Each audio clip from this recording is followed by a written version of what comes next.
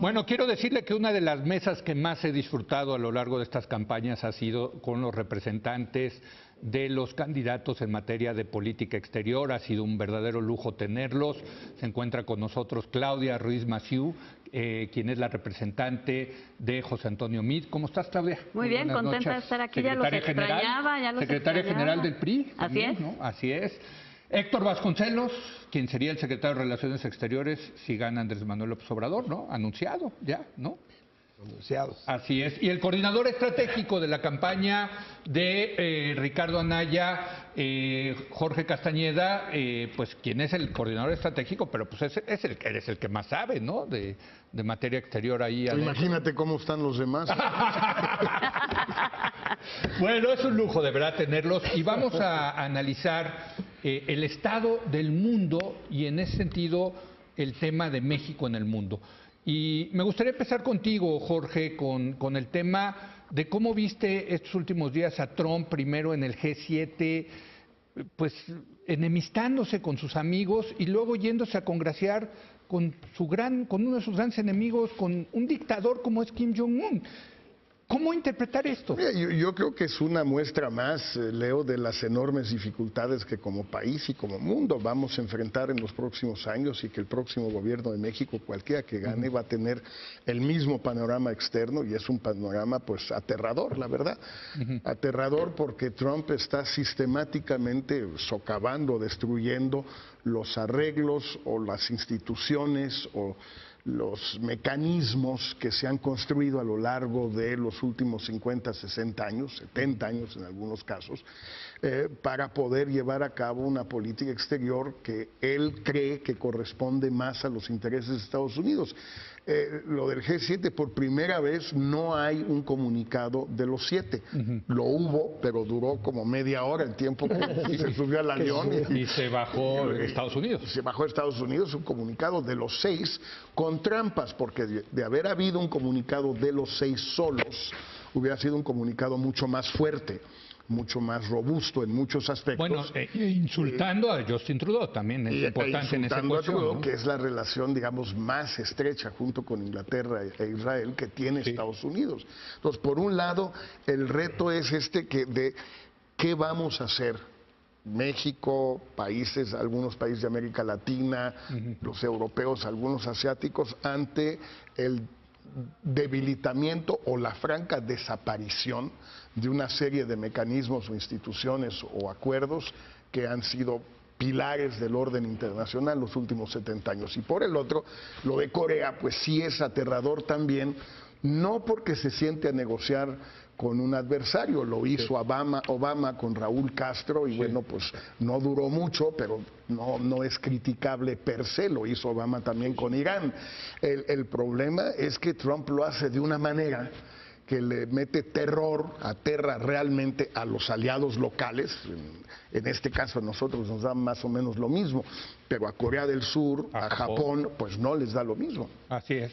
Claudia. A ver, sin duda creo que lo que hemos visto en los últimos días, incluso semanas, es ya la evidencia de que todo este orden global de la posguerra está, si no en replanteamiento, pues prácticamente en extinción. Y vamos a tener que definir como país qué papel queremos jugar en la definición del nuevo orden global, cómo vamos a plantear nuestras prioridades, nuestros intereses y cómo vamos a hacer valer el peso que queremos. Es más, según quien gane, tendremos que plantear si queremos tener un peso en el orden internacional o más bien quedarnos con una visión un poco más introvertida, mirando hacia adentro o incluso solamente hacia la región de Latinoamérica. A mí me parece muy complicado esto de que el presidente de Estados Unidos, que era pues un factor de estabilidad de Estados Unidos, de este orden global, pues sean los que ponen en entredicho los paradigmas, los principios, los mecanismos, las reglas que todo el mundo aceptaba. Y ahora no hay reglas, ¿no? No me gustan las reglas, las violento. No me gustan los acuerdos a los que hemos llegado, me salgo de estos acuerdos, alterando equilibrios muy precarios como el de la región, precisamente China, Japón, Corea, ¿no? La región asiática. Pero equilibrios francamente delicados que un poco todo el mundo entiende que esos equilibrios hay que mantenerlos como sea, ¿no? Bueno, equilibrios producto de una guerra. hay que Sin decirlo, duda, en el caso y de con Corea, riesgos ¿no? reales, Sí, ¿no? pues sí. Pero lo mismo el tema de Irán, más allá de lo que cada quien pueda opinar, creo que fue un acuerdo importante. A la hora que se sale de ese acuerdo con Irán, pues también estás detonando otras cosas. Y esta alianza un poco, no sé si sea alianza la palabra, pero esta alineación de alguna manera de Estados Unidos con Rusia, con la visión de Arabia Saudita, en fin, es una alineación que lo distancia de sus aliados naturales, históricos, y que hoy, bueno, pues todos estamos planteándonos hacia el futuro eso qué significa como país, con los principios que hemos asumido en el marco de la comunidad internacional.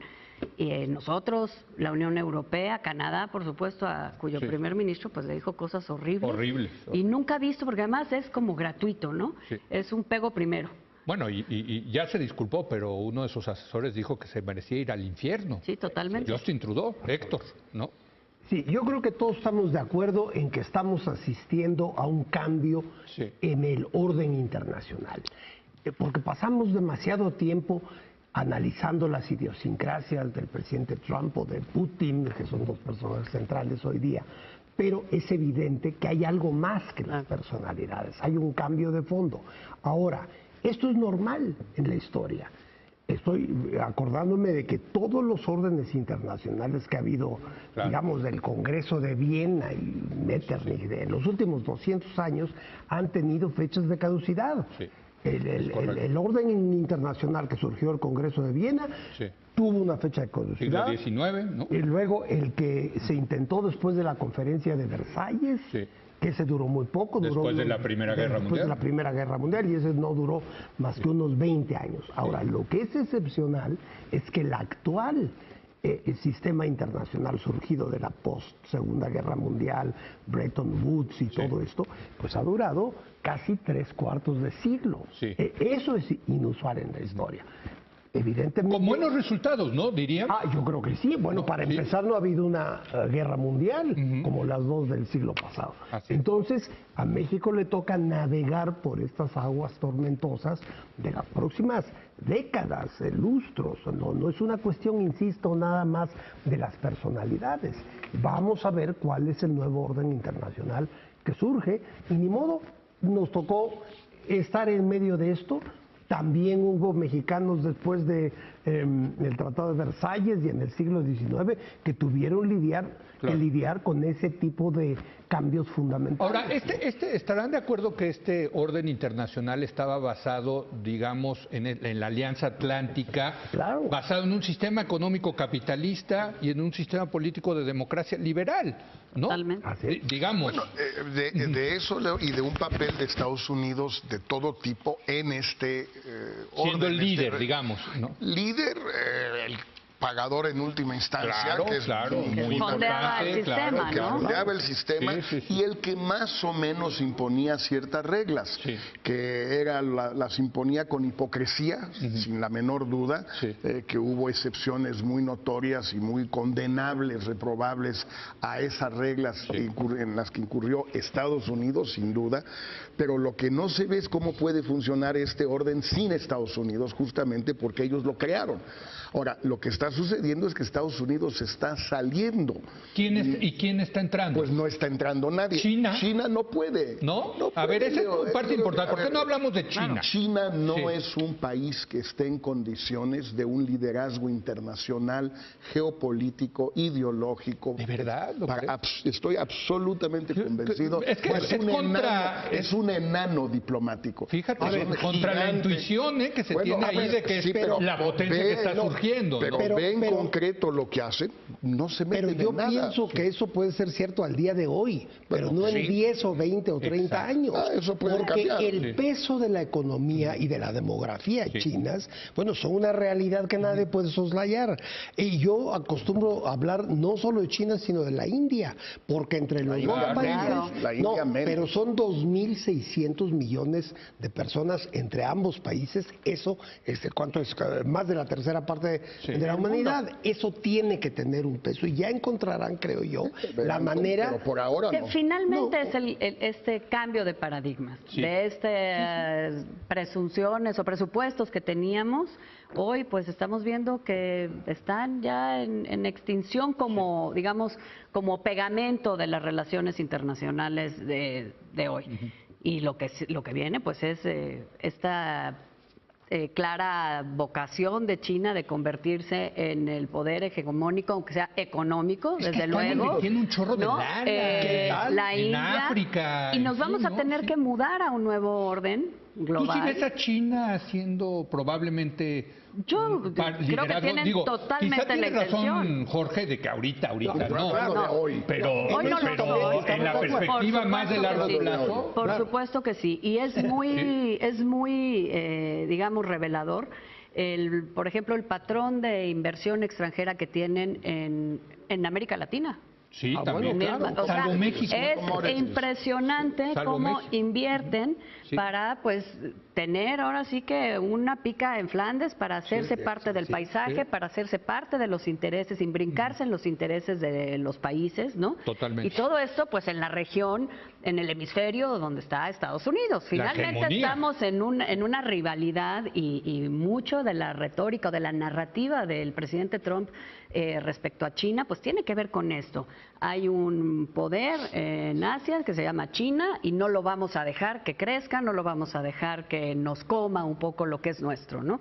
Y es esta visión de antagonismo China-Estados Unidos o de anticipación de Estados Unidos en relación al papel que pueda llegar a jugar China, lo que de alguna manera arropa muchas de las decisiones del presidente Trump. Ahora, yo creo que los chinos van a seguir intentando crecer. Hay una decisión claro. del liderazgo chino de expandirse en De todos los largo plazo, sentidos, económicamente, políticamente. Lo único que yo puedo poner en duda es si no puede ocurrir una crisis política interna en China, mayúscula, por el gran desarrollo de clases medias en ciertas regiones. Ese es el Sobre argumento de todo Barrington Moore que diría, en ya hay los una liberales. burguesía, ¿no? Exacto. que va a empezar a demandar derechos, Claro. libertades, ¿no? Que se abra el sistema Pues político. han pasado 30 años y no Nada. sucedió. No, al revés. Pero se al puede revés. argumentar, A ver, pero se podríamos puede- decir claro. que se ha consolidado Claro. el poder de Xi Jinping. Sí, pero esas cosas luego suceden en la víspera de un Sí. cambio fundamental. Sí. Otra vez. Ahora, pero ¿no? Héctor, ¿tú estarás de acuerdo? No ves, Estados Unidos ha defendido los derechos humanos en el mundo, por ejemplo, con una gran hipocresía Sí. a lo largo de los últimos 70 años. Pero en fin, algo de vez en cuando sí. Sí. Yo no veo a China sustituyendo No. a Estados Es que Unidos. ese Por eso digo, el como paradigma baluarte es otro, de ¿no? derechos humanos, Claro. o de cambio climático, o de desarme, o de cualquiera de los... De libre comercio sí, Bueno, por del libre por comercio cierto- tampoco, libre comercio de ellos hacia afuera, sí. no Sí, claro. de otros De afuera. hacia adentro. A ver, pero Y sin hablar buen punto. sin hablar de propiedad Déjame- intelectual, por déjame- ejemplo. propiedad voy a hacer una intelectual. El pausa. cambio climático han cambiado. Han cambiado. Ahora, déjenme, Adaptarse. hago una Aceptaron pausa. bajo el liderazgo de Obama. No fueron per se, ellos que sí, tomaron la claro. iniciativa. Pero déjenme, voy a una pausa y regresamos porque efectivamente este mundo de la posguerra, después de la Segunda Guerra Mundial, con este consenso que hubo, sí había ciertos valores detrás, Claro. ¿no? Que se manejaron con mucha hipocresía, tienes toda la razón, pero hay ciertos valores, derechos humanos, en fin. ¿Hacia dónde puede ir esos valores? Y déjenme, les voy a preguntar también, ¿y México qué papel debe de jugar en eso? Porque pues México ya no es México en el siglo XIX, México es una potencia emergente, que puede ser emergente, ¿no? O sea, no es un paisucho tampoco. Y eso nos puede conectar que- con que- otro tema que me interesaría mucho que cuando menos por unos minutos Bueno, abordemos. venga, hacemos una breve pausa y regresamos en un momento más.